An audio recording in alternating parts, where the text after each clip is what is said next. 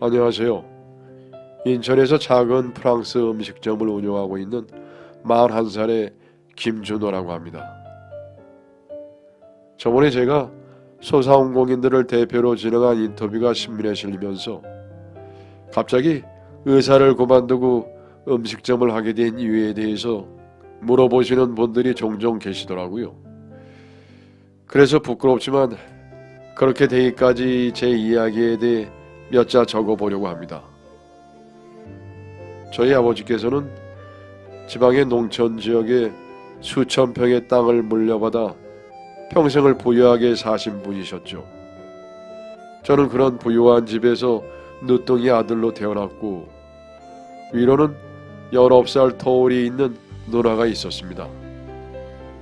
아버지 세대는 대를 잇는다는 것을 매우 중요하게 여겼고 재산 역시 아들이 물려받아 관리하는 것이 당연하게 여겨졌던 때라 저희 부모님 역시 늦게라도 아들을 보기 위해 이런저런 노력을 하다가 결국 늦둥이로 저를 낳게 된 케이스였습니다. 그래서 그런지 집안의 늦둥이이자 독자인 저에 대한 아버지의 기대감이 너무나도 컸고 무척이나 엄격하게 저를 키우셨습니다. 하루 일과는 물론 친구 관계, 심지어 진로까지도 아버지의 뜻대로 정해버리셨죠. 그랬기에 어려서부터 전 의사가 되어야만 하는 운명이었습니다. 대대로 손이 귀했던 이 집안의 유일한 아들인 저에게 다행히도 타고난 머리가 좋았던 저는 공부를 하는 것이 그다지 힘들지는 않았고 결국 아버지가 그렇게 원하시던 의대에 진학을 하였습니다.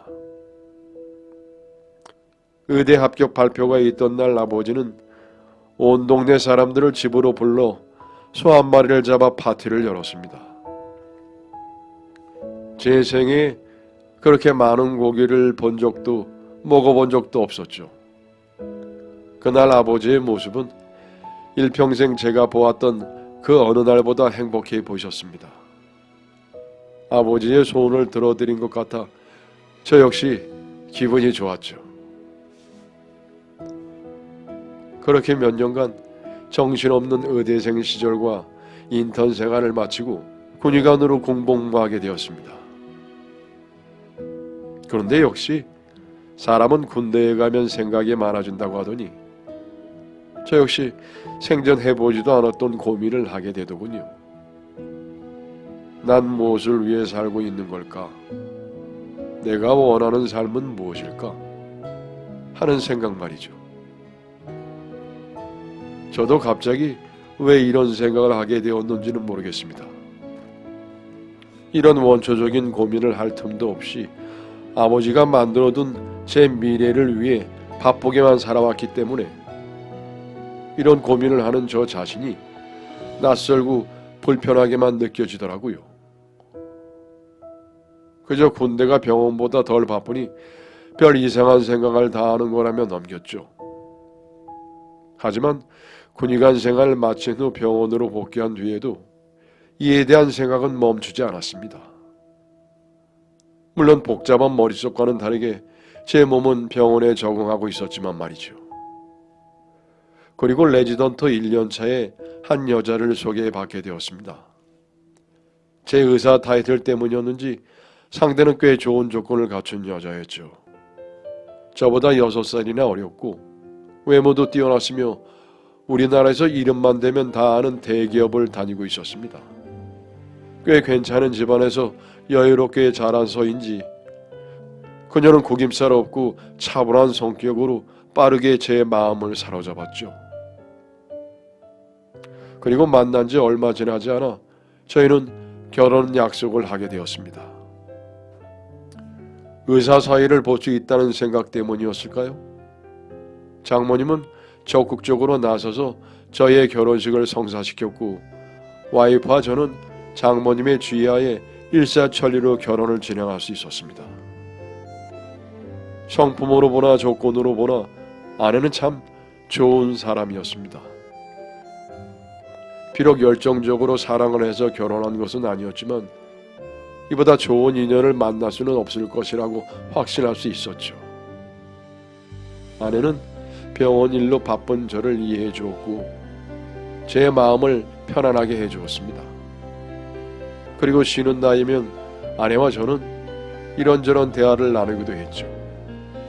연애 기간이 짧아서 그런지 아내는 저와 많은 대화를 하고 싶어 했거든요.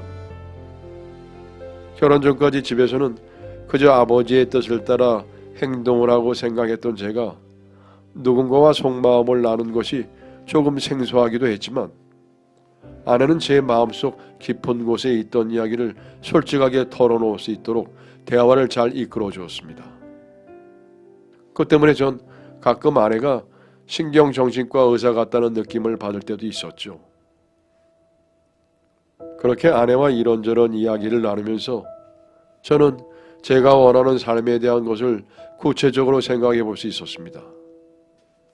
그리고 아버지는 왜 나에게 삶에 대해 주체적으로 생각해 볼 기회를 주지 않으셨을까 하는 의문을 품게 되었습니다.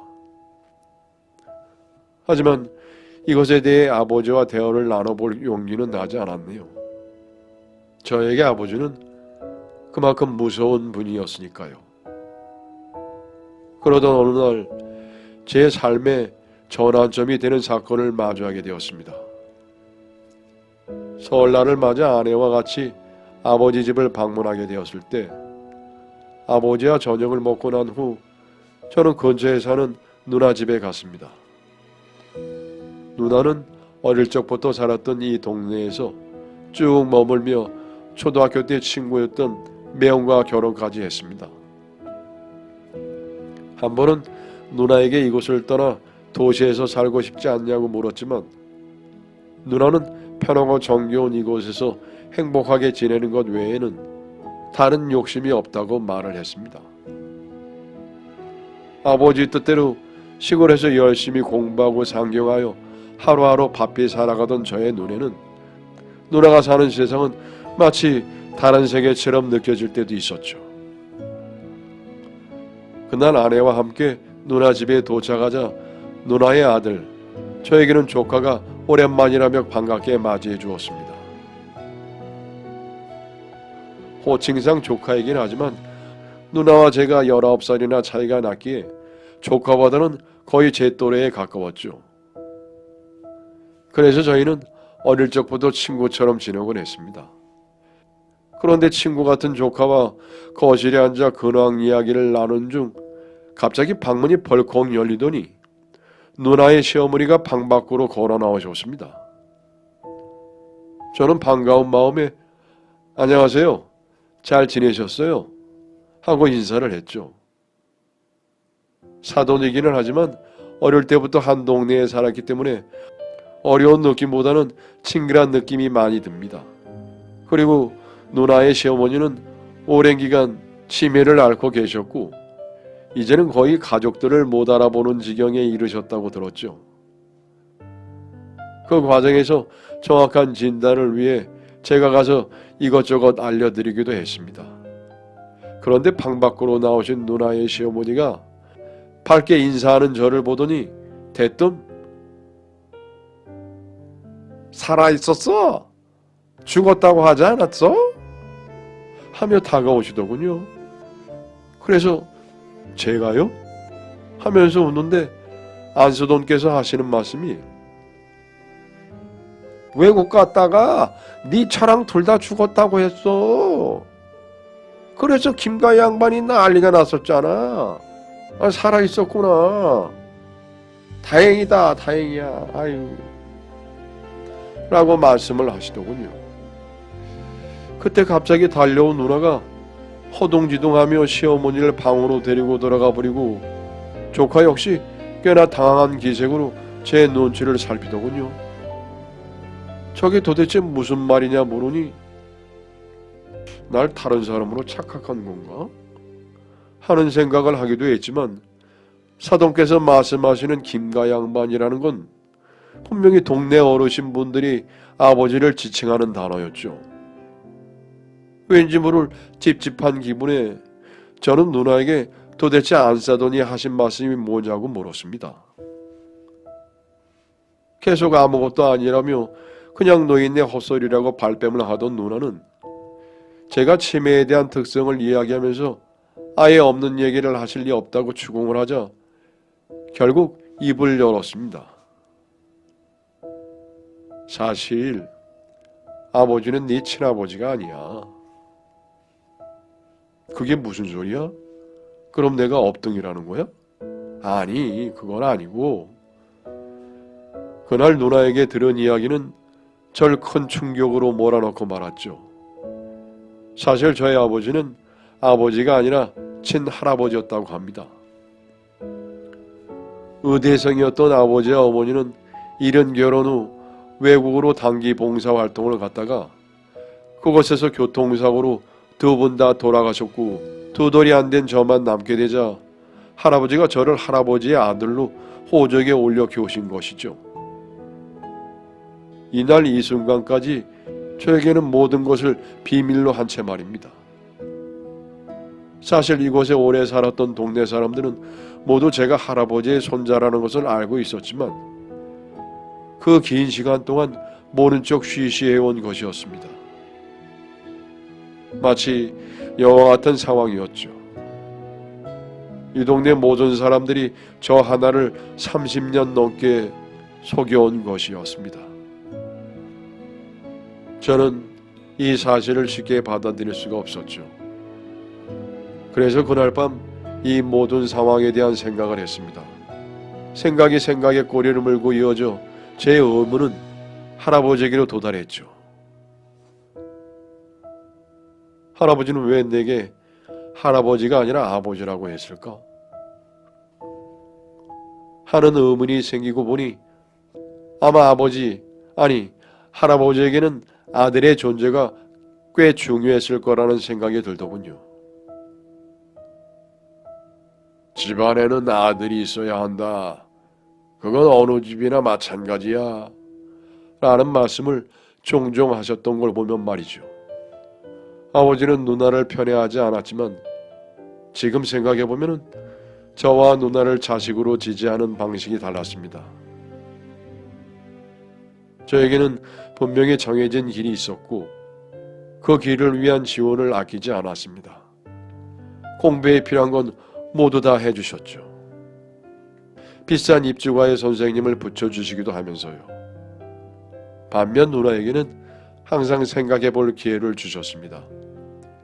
그 덕에 누나는 인생에서 중요한 순간마다 매번 본인의 의지대로 선택할 수 있었죠. 물론 누나의 모든 일생을 제 눈으로 본 건 아니지만 말이죠. 누나가 어릴 때 해준 이야기들을 생각해보면 알 수 있었습니다. 중학교를 졸업한 누나는 스스로 실업계 고등학교 진학을 선택을 했고 고등학교를 졸업할 무렵에는 굳이 적성도 맞지 않는 대학 공부를 할 필요가 없다고 생각한 누나는 아버지께 시내에 작은 뜨개 공방을 하나 차려달라고 했죠. 그리고 누나는 20대 초반에 공무원으로 일하고 있는 남성과의 선 자리를 거부하고 초등학교 때 짝꿍이었던 지금의 매형과 결혼을 하겠다며 대뜸 집으로 데려왔습니다. 저는 항상 장손에 대한 압박감을 느껴왔습니다. 그리고 아버지는 모든 것을 누나의 뜻대로 할 수 있게 해주셨죠. 반면 저에게는 제 인생에 대한 선택권이 전혀 없었죠. 네가 잘 돼야 한다. 넌 이 집의 장손이야. 라는 아버지의 말씀 덕분에 저는 항상 장손에 대한 압박감을 느껴왔습니다. 이제 내가 죽어서도 조상님께 얼굴을 들을 수 있겠구나. 제가 의대를 졸업하던 날 할아버지가 저에게 하신 말씀이었습니다. 의대생이었던 아버지가 돌아가셨으니 손자인 나를 아들 대신 의사로 키우고 싶었던 걸까요? 의사 아들, 이것이 할아버지가 나에게 바라던 모습이었던 거겠죠. 만약 할아버지가 진짜 내 아버지였다면 내가 스스로 미래를 생각하고 선택할 수 있는 기회를 열어주시지 않았을까? 라는 생각이 이렇게까지 미치자 저는 할아버지에 대한 원망이 생기기 시작하더군요. 아무리 생각해도 저는 돌아가신 아버지의 대체품 그 이상도 그 이하도 아닌 것 같았습니다. 모든 사실을 알게 된 날, 저는 밤을 꼬박 새우며 머릿속으로 이 상황을 정리해 보려고 애썼고, 아침이 되기 전 할아버지를 보지도 않고 아내와 집으로 올라와 버렸습니다. 하지만 할아버지의 전화가 없었던 것으로 미뤄보아 아마 고모가 할아버지께 모든 이야기를 한 것 같았습니다. 그리고 아내 역시 저에게 아무런 말도 하지 않았습니다. 그 전까지 아내에게 내가 뭐 때문에 이렇게 살아온 건지 모르겠다는 말을 많이 했기 때문에 이제야 그 대답을 찾은 제 마음이 많이 힘들 것이라는 것을 아내는 알고 있었을 겁니다. 그날 이후로도 몸은 여전히 병원에 나갔지만 정신적으로 받은 충격에서 헤어나오기까지는 시간이 꽤 걸렸던 것 같습니다. 아내는 힘들어하는 저를 가장 가까이에서 지켜줬고, 덕분에 저는 머릿속이 복잡했던 나날들을 겨우겨우 버틸 수 있었죠. 그리고 마침내 저는 결심을 했습니다. 나 의사 그만두고 외국으로 가고 싶어.